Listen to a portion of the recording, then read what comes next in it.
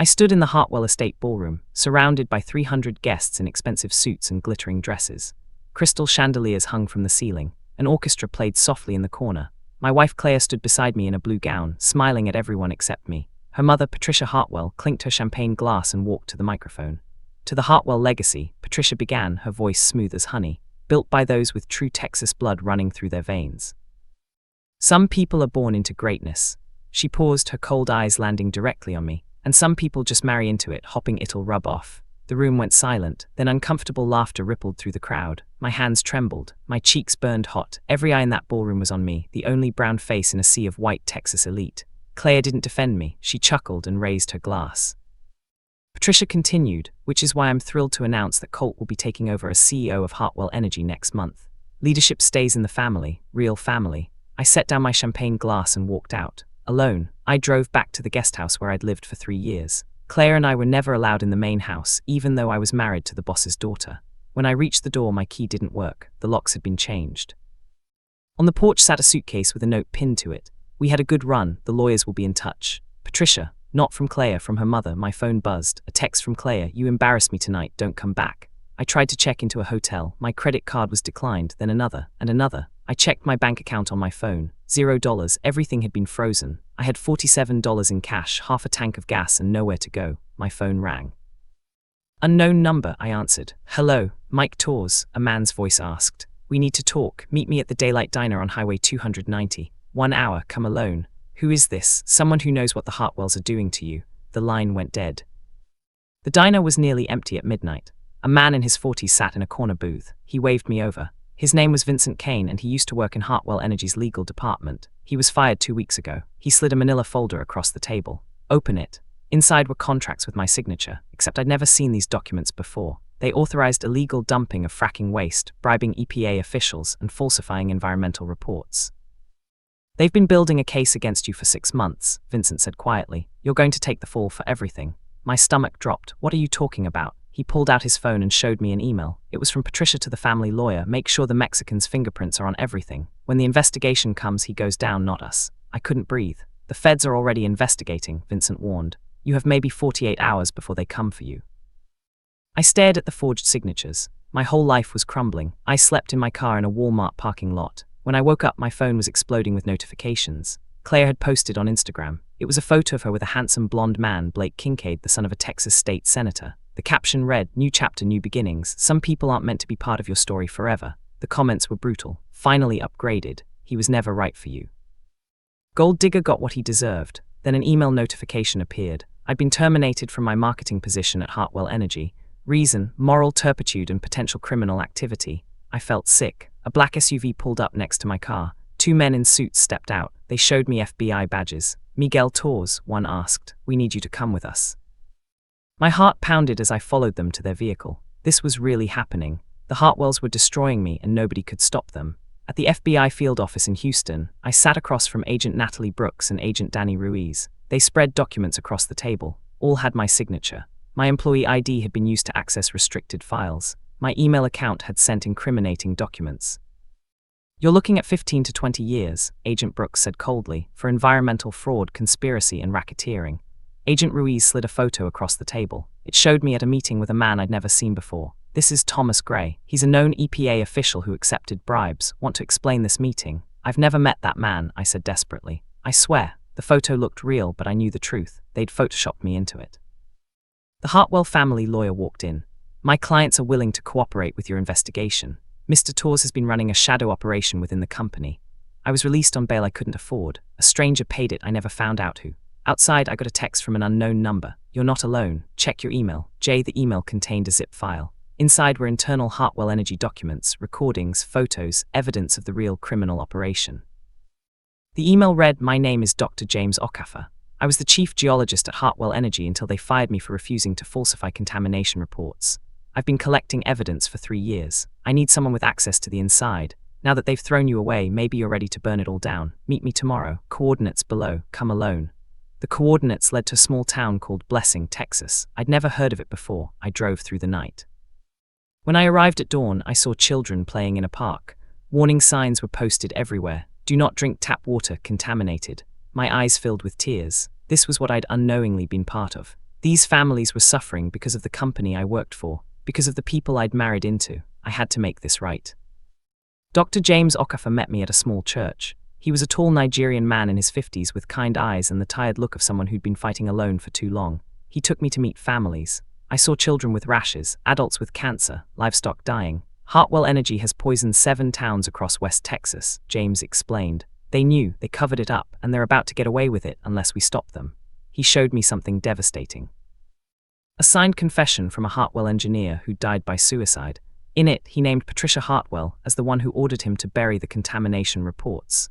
The FBI isn't investigating the Hartwells, James said bitterly. The Hartwells are using the FBI to investigate you. They donated $2 million to the current director's re-election campaign.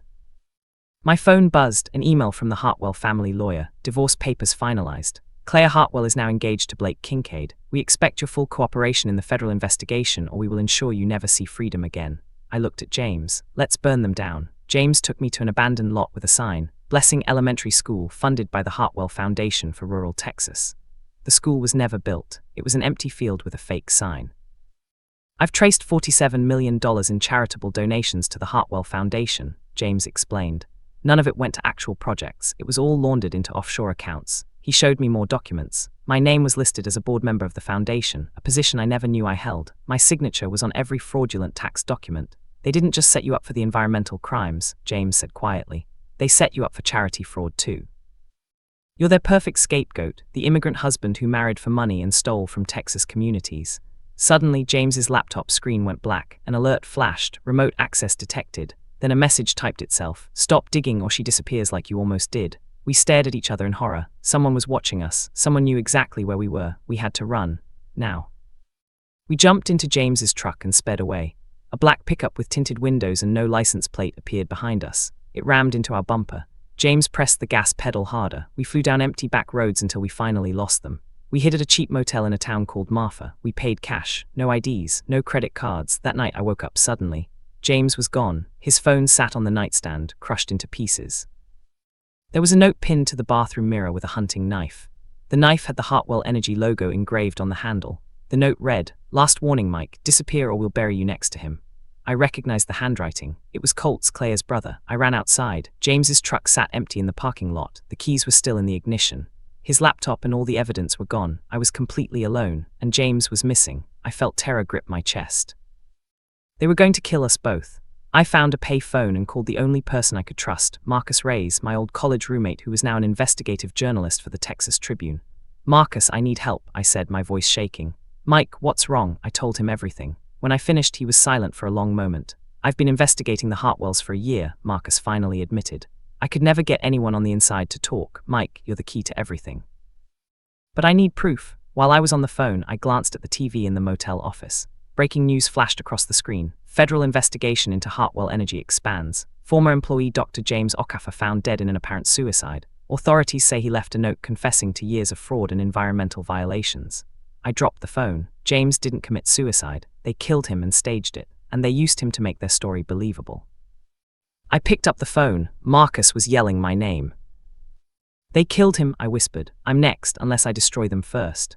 Against every instinct, I decided to attend James's funeral. I needed to know who would show up. I disguised myself with a borrowed baseball cap and sunglasses and sat in the back of a small Baptist church. Patricia Hartwell was there, in the front row, crying. After the service, she gave a eulogy. Dr. Okafor was a troubled man who couldn't live with what he'd done. Our family tried to help him.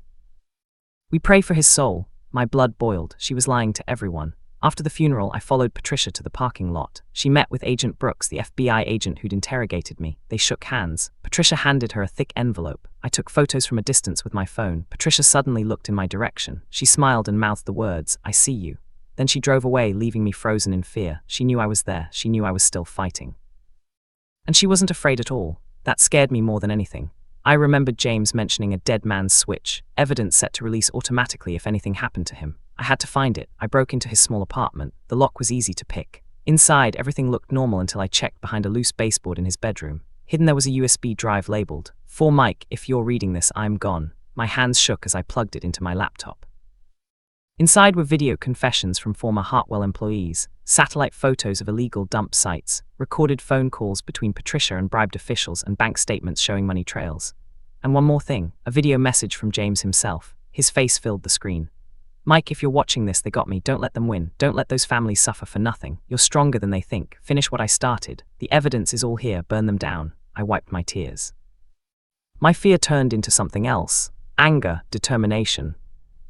My phone rang. It was Colt. I know you were at the funeral, he said. Turn yourself in, Mike, or I'll make sure they charge you with James's murder too. I smiled. Let them try. I met Marcus at a secret location, an empty storage unit in Midland. We spent 12 hours going through James's evidence. It was damning, irrefutable. We can't just release this, Marcus said carefully. The Hartwells will bury it with their media connections. We need to do this surgically, one revelation at a time, building public pressure until the feds have no choice but to act.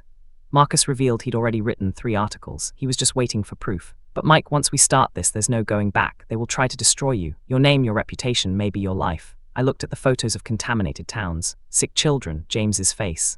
Let them try, I said firmly. My phone buzzed. An Instagram notification. Leia had posted, excited to announce my engagement to the love of my life, Blake Kincaid. Wedding this Saturday at the Hartwell Ranch. Family, legacy, forever. This Saturday, 3 days away, I smiled coldly. I'm going to that wedding. Marcus looked at me like I was crazy. Maybe I was. The wedding was at the Hartwell Ranch, the same place I'd been humiliated. I got a job with the catering company using fake references and a fake name, Mario Lopez. Walking through that house again felt surreal. The house I was never allowed to live in. Now I was serving drinks to the people who destroyed my life. I planted small recording devices in Patricia's study, the library, and the master bedroom. Devices Marcus had given me. Late that night, after most guests left, I heard voices in the study. Patricia and Colt were arguing. I pressed my ear against the door. You should have handled the Mexican more carefully, Patricia hissed. He's handled, Mother. The feds have everything they need. If that geologist left any evidence, he didn't. I made sure of that personally. My heart stopped. Colt just admitted he killed James, and I'd recorded every word. The door suddenly opened. Patricia stood there, staring directly at me in my catering uniform. Well, she said slowly. Mario Lopez, or should I say, Miguel Torres. I ran. Through hallways, down back staircases, through the kitchen.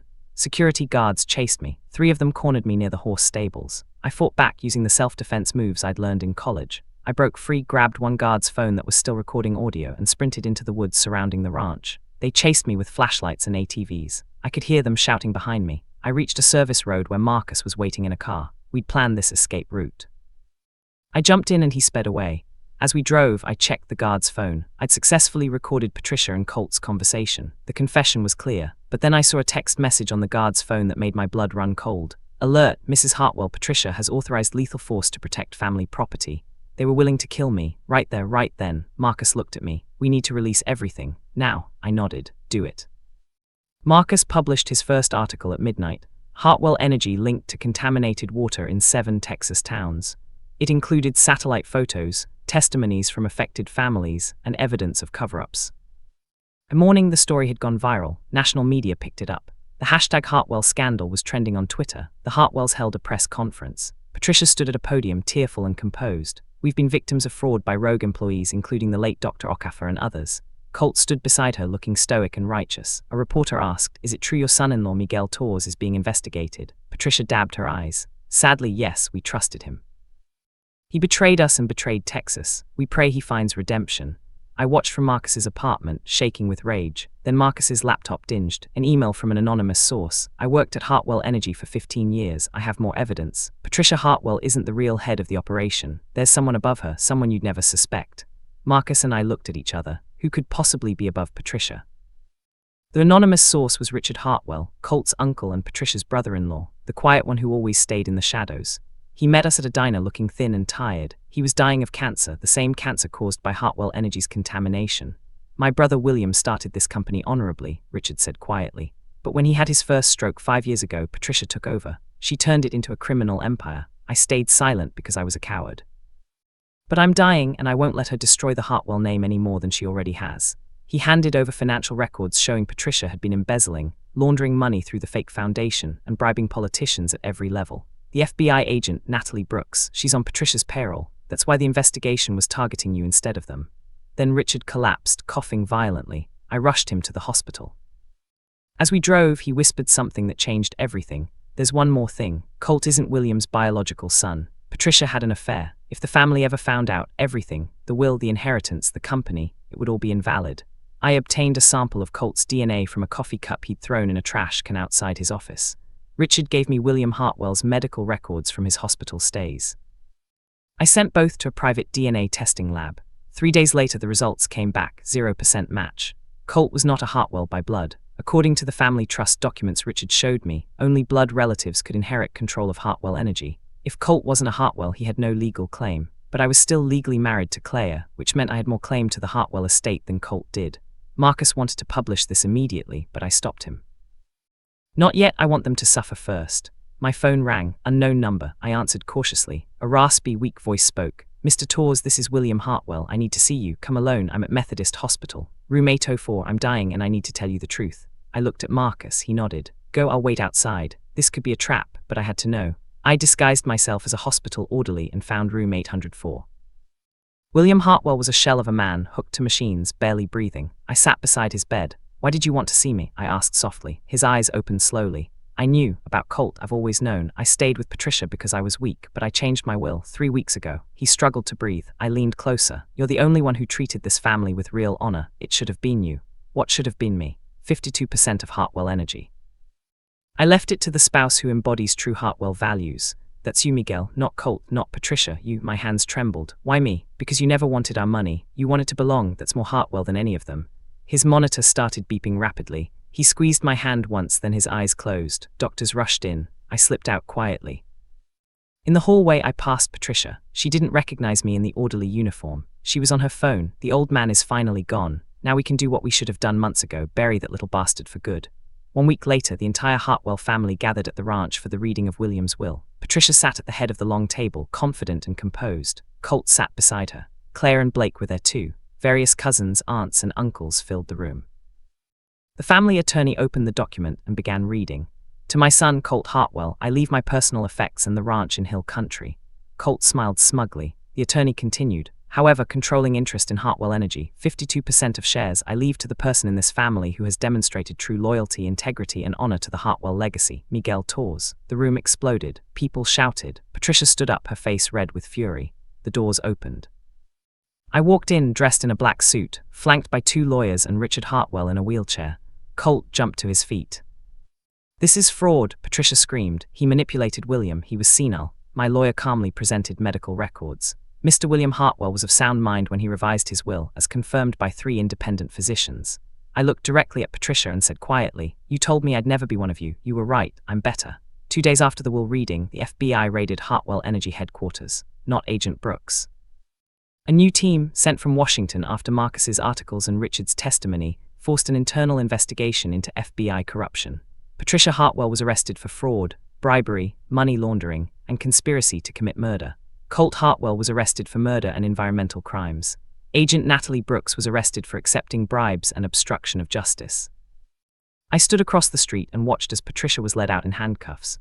She was screaming at the officers, You'll pay for this, you'll never survive in Texas, you're nobody. Colt saw me watching. He mouthed silently, I loved Claire. I just turned and walked away. He never loved anyone but himself. That night I received a package at Marcus's apartment. No return address. Inside was a burner phone. It rang immediately. A distorted voice said, You think you've won. You've only made more enemies. They're coming for you now. The line went dead. My fight wasn't over yet. With Marcus's help, I traced the burner phone. It led to Blake Kincaid, Claire's new fiancé and the son of Texas State Senator Howard Kincaid. Blake was furious. His family's reputation was destroyed by association with the Hartwells. His father's political career was in jeopardy. I met Blake at a coffee shop. He tried to threaten me. My father has connections. We can make your life hell. I slid a folder across the table. Inside were photos of Senator Kincaid accepting cash bribes from Patricia Hartwell at various locations over the past 2 years. Your father is next, I said calmly, unless you both disappear quietly. Blake's face went pale. He left without another word. As I walked to my car, an elderly woman approached me. She was one of the mothers from Blessing, Texas, the contaminated town where I'd first met James. She hugged me tightly, tears streaming down her face. Thank you, my grandson can drink clean water now because of you.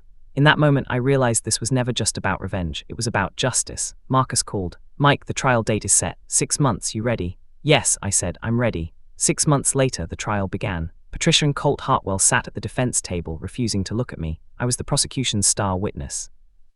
I took the stand. I was calm, composed, devastating. I presented James's evidence, the recordings, the DNA test proving Colt wasn't William's biological son, the confession tape from the engagement party, everything. Patricia suddenly stood up and screamed from the defense table, "You ungrateful immigrant, we gave you everything." The judge slammed his gavel. "Mrs. Hartwell, you will be silent or held in contempt." She sat down, shaking with rage. After 3 weeks of testimony, the jury returned, guilty on all counts. Patricia Hartwell, 25 years in federal prison. Colt Hartwell, 18 years. As they were led away in handcuffs, Colt looked at me one last time. "I did love Claire once. I met his eyes. You never knew how." Outside the courthouse, reporters swarmed me. One shouted, "Mr. Torres, what are you going to do with Hartwell Energy now?" I smiled. "You'll see, press conference tomorrow." I held a press conference the next day. Cameras flashed. Reporters crowded around me. "Hartwell Energy will be restructured into a new company, Phoenix Clean Energy. We will focus on renewable energy, environmental restoration, and repairing the damage done to Texas communities." I announced that Dr. James Okafor's widow, Grace, would serve as head of the Environmental Restoration Division. I established a $50 million fund for families affected by the contamination. I donated the Hartwell Ranch to the state of Texas to be turned into a public park. The Hartwell name represented greed and corruption, I said firmly. The Phoenix represents rebirth and justice. A reporter asked, "Do you consider yourself a Hartwell now?" I smiled. "No, I consider myself Miguel Torres. That was always enough." As I left the press conference, I saw someone in the crowd, an elderly man with grey hair and kind eyes. My father. We hadn't spoken in 5 years, not since he told me I was making a mistake marrying into wealth. "I saw everything on the news," he said in Spanish, his voice breaking. "I'm proud of you, Mijo. I'm sorry I doubted you." We embraced, both crying. My father was here, and I'd finally made him proud. 1 year later, I stood in a community center in Blessing, Texas. The room was filled with families from the 7 contaminated towns, environmental activists, journalists, and former Hartwell Energy employees who'd helped expose the truth. I stepped up to the podium to give a toast. The room went silent. A year ago, I was told I'd never be one of them. I was humiliated, framed, and nearly destroyed. People nodded, remembering. But I learned something important. I didn't need to be one of them.